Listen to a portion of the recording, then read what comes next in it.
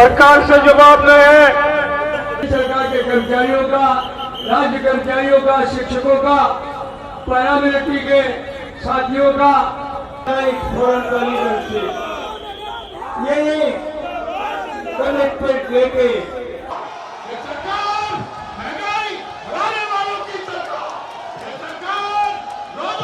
नमस्कार, news click में आपका स्वागत है। मैं हूं मुकुंद और अभी मौजूद हूं मैं ऐतिहासिक रामलीला मैदान पर, जहां पर एक ऐतिहासिक महारैली हो रही है। ये विशाल पुरानी पेंशन बहाली अधिकार रैली है, जिसमें 30 से अधिक कर्मचारी संगठन संयुक्त रूप से आंदोलन कर रहे हैं। उनकी एक मांग है जो पुरानी पेंशन किसी भी हाल में बहाल की जाए। इसके लिए मेरे पीछे आप देख सकते हैं जो रामलीला मैदान का पूरा मैदान है, पूरा भरा हुआ खचाखच लोगों का हुजूम है। शायद आप जितना रामलीला मैदान के अंदर देख पा रहे हैं उतनी ही भीड़ रामलीला मैदान के बाहर है। और मेरे पीछे एक बड़ा सा मंच है, जिस मंच पर जो सभी कर्मचारी संघों के नेता बैठे हैं और वहाँ से लगातार वो सरकार को ललकार रहे हैं जो कि पुरानी पेंशन बहाली नहीं तो ये सरकार नहीं। इसी मांग को लेकर हमने कर्मचारी यूनियन के नेताओं से बातचीत करेंगे और जो आम कर्मचारी यहाँ इस भीषण गर्मी में इस रैली में शामिल होने आया है उनसे बात करेंगे और समझने का प्रयास करेंगे पुरानी पेंशन कर्मचारी क्यों जरूरी है और एनपीएस इनके लिए घातक क्यों है, और अगर इनकी मांगे पुरानी पेंशन बहाल नहीं होती है तो आगे इनका रास्ता और इनका आंदोलन कैसे चलेगा।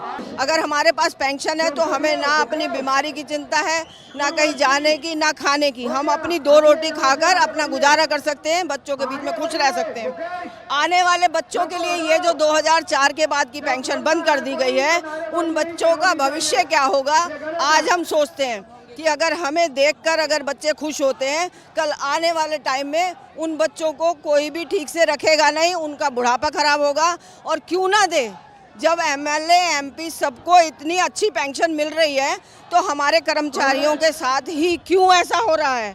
तो ऐसा होना नहीं चाहिए। और ये जो है टक्कर की लड़ाई है, अगर हमें ओपीएस ना मिला तो ये तो लड़ाई बढ़ेगी। हमारे महामंत्री शिवपाल मिश्रा जी जैसा संदेश देंगे, हमारा सारा यूथ, सारा पुरानी पेंशन वाले, नए पेंशन वाले, पूरे कर्मचारी अब एकजुट हो चुके हैं। देश पर वही राज करेगा जो पेंशन की बात करेगा। अगर पेंशन नहीं तो देश पे राज करने वाले को बदल देना ही पड़ेगा।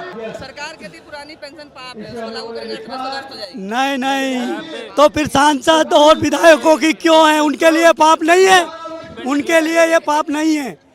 अगर 2004 के बाद उन्होंने एनपीएस लागू किया तो उनके ऊपर जो सांसद है, विधायक है, उनके ऊपर क्यों नहीं है? हम लोग मुंबई से आए सेंट्रल रेलवे से। अभी वो बोलता है कि पुरानी पेंशन पाप है, तो पहले उनकी सांसदों की पुरानी पेंशन बंद करनी चाहिए, उनकी पेंशन बंद होनी चाहिए। और दूसरी बात, यदि वो लागू नहीं करेंगे तो हमारा आदरणीय महामंत्री बोलता है वेणुपी नायर, तो पहले सबसे पहले जो रेल बंद होगा तो सेंट्रल रेलवे मुंबई डिवीजन हम लोग बंद करने का ताकत रखता है। इतनी ताकत हमारे महामंत्री के पास है। आम चुनाव में इसका असर होना है। अगर पेंशन है तो वोट है, अगर पेंशन नहीं तो वोट नहीं। हमारे रेल कर्मचारी गांव में भी रहते हैं, शहरों में भी रहते हैं। ऐसा नहीं है एक कर्मचारी है, एक के घर में 10 मेंबर भी हैं, एक के गांव में 500 आदमी भी हैं। वो हर जगह प्रचार करेगा और कर रहा है। वो हर जगह अपनी बात को बताएगा कि हमारे साथ क्या अत्याचार हो रहा है। और इसी तरह से एक नहीं अनेक लोग इस बात को मानेंगे कि ये 2004 के बाद की जो पेंशन है, न्यू पेंशन स्कीम, इनको लागू करनी पड़ेगी, वरना रेल का चक्का जाम हो सकता है। हमारे महामंत्री जी का आदेश है, पूरी टीम तैयार है, हम उनके साथ हैं। धन्यवाद। फाइनेंस समिति की अध्यक्षता में पेंशन रिव्यू कमेटी जो ये सैलाब आया है ना, कि हम सरकार को बोलेंगे कि समंदर को बड़ा गुमान था अपने सैलाब को देखकर, अपनी सुनामी को देखकर, लेकिन हमने भी ये ठान लिया कि हमारी कश्ती वहाँ ले चलो जहाँ सैलाब आया है।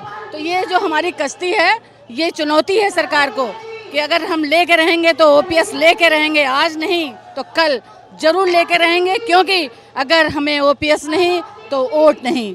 तो ये आने वाली सरकार जो हमारी चुनाव होने वाला है 24 में, उस पर ये वो सतर्क हो जाए कि हमारा एक एक जो वोट है वो सिर्फ ओपीएस पे ही पड़ेगा, ना कि एनपीएस पे। अगर ओपीएस लागू नहीं हुआ तो आने वाले दिनों में मुझे लगता है कि ये सरकार भी नहीं बचेगी। मेरा नाम प्रभात तिवारी है और हम लोग लखनऊ डिवीजन से आए हैं। आदरणीय महामंत्री शिवपाल जी मिश्रा की कार्यस्थली से मैं आया हूं और यहां पे हम सभी पुरानी पेंशन बहाली को लेकर एक साथ लगभग 1 लाख से ज़्यादा कर्मचारी इस रामलीला मैदान पे एक साथ आवाज़ दे रहे हैं कि पुरानी पेंशन बहाल करो, बहाल करो, बहाल करो। अगर नहीं होगी तो इसके आगे भी हम लोग और भी धरना प्रदर्शन तेज करेंगे और अपनी मांगों को लेकर आगे और भी लड़ाइयाँ लड़ेंगे। ओल्ड पेंशन सिर्फ एक पेंशन नहीं है, ये बुढ़ापे में एक मान सम्मान है और मान सम्मान बहुत जरूरी है हर कर्मचारी के लिए जो अपनी पूरा जीवन इस सेवा रेल की सेवा में लगा देता है। तो इस मान सम्मान के लिए ओल्ड पेंशन बहुत जरूरी है। मैं योगेश त्यागी, राष्ट्रीय एवं प्रदेश अध्यक्ष Akhil Bharatiya junior high school शिक्षक संघ। सरकार देश और प्रदेश के कर्मचारियों के साथ धोखा कर रही है और अंधेरे में रख कर के देश को बरगलाने का काम कर रही है। सरकार हमसे कह रही है कि 9.5% का ब्याज मैं दे रहा हूँ, फिर नई पुरानी पेंशन क्या हो सकता है। लेकिन जब मैंने उनके सामने प्रस्ताव रखा है कि अगर आप 8% मुझे ब्याज दे देंगे तो फिर हमें आपके सरकारी खजाने से एक भी पैसा पेंशन लेने की आवश्यकता नहीं रह जाएगी। हम अपने पैसे से ही पेंशन 28 साल बाद सेवानिवृत्ति बाद प्राप्त कर लेंगे, लेकिन ईमानदारी से आपको 8% ब्याज देना पड़ेगा। रिश्तेदारी नहीं निभानी पड़ेगी अडानी और अंबानी से। हमारा एक IBRF कंपनी है जिसमें हमारे कर्मचारियों शिक्षकों का पैसा काट करके 16,000 करोड़ उस संस्था में लगाया गया। वो संस्था एक बार डूब गई, 2 बार डूब गई, 3 बार डूब गई, 12 बार वो संस्था डूब गई है और अब भी पैसा उसी में लगाया जा रहा है। अगर सरकार उसके साथ कोई रिश्तेदारी निभाना चाहती है तो अपने पैसे से निभाए। उत्तर प्रदेश और देश के शिक्षक कर्मचारियों के पैसे से रिश्तेदारी हम कतई नहीं निभाने देंगे। आने वाले 2024 में या तो पुरानी पेंशन बहाल करेंगे या मैं वोट बैंक की ताकत बनकर पूरे देश में इनको दिखाने का काम करूँगा। इनमें रेल के लोग हैं, डाक के लोग हैं, प्रतिरक्षा के लोग हैं, इनकम टैक्स के लोग हैं, केंद्र सरकार के कर्मचारी हैं, राज्य सरकार के कर्मचारी हैं, शिक्षक हैं, कॉरपोरेशन के लोग हैं, तमाम लोग इसमें शामिल हैं। 1 लाख से ज़्यादा लोग शामिल हैं। कि जो नए पेंशन है उसमें 3,000, 2,000, 400, 500 रुपये पेंशन मिल रही है। उससे किसी का काम तो चल नहीं सकता, तो इसलिए अब दिक्कत है हम लोगों के सामने और इसको अब हमारी समझ से कोई बर्दाश्त नहीं कर पाएगा, क्योंकि जो लोग रिटायर होने वाले लोग हैं या रिटायर हो रहे हैं, अगर उनको 2 जून खाना नहीं मिल सके तो उनके सोशल सिक्योरिटी नहीं हो सके तो उसको कौन बर्दाश्त करेगा। लोगों के अंदर इतना आक्रोश है। 14 लाख बच्चे खाली केंद्र सरकार में, 9.5 लाख कर्मचारी सिर्फ रेलवे में ऐसे आ चुके हैं बच्चियाँ जो कि नई पेंशन स्कीम की जद में हैं। उनके दिमाग में टेंशन है कि हम रिटायर होंगे तो क्या होगा। तो ये परिस्थितियाँ हम लोगों के सामने है। अगर हम इसको आगे ठीक नहीं कर पाए तो बड़ा नेचुरल है कि हम समझते हैं कि एक बड़ा संघर्ष सामने है। सर, जैसे बहुत सारे राज्यों में इसका असर हुआ है, विपक्षी पार्टियों ने OPS को लागू करने का वादा किया और वो चुनाव जीत के आई है।